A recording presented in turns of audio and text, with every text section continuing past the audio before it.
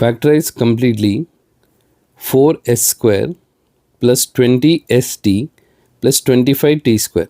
So here 4s square plus 20st plus 25t square. See, if you'll observe these two terms are like perfect squares. 4s square, 25t square.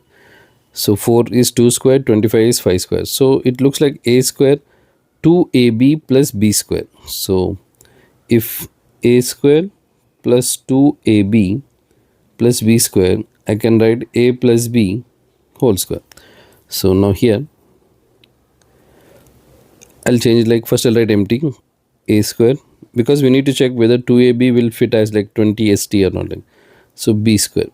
So here 2s and here 5t. So this will be like a, this will be b. So here 2s 5t. Now we need to check whether we will get 20 or not. 2 times 2 4, 4 times 5 20. Perfect. 20 st and here also 20 st. So I can write as a 2s plus 5t whole square, or you can write as 2s plus 5t into 2s plus 5t.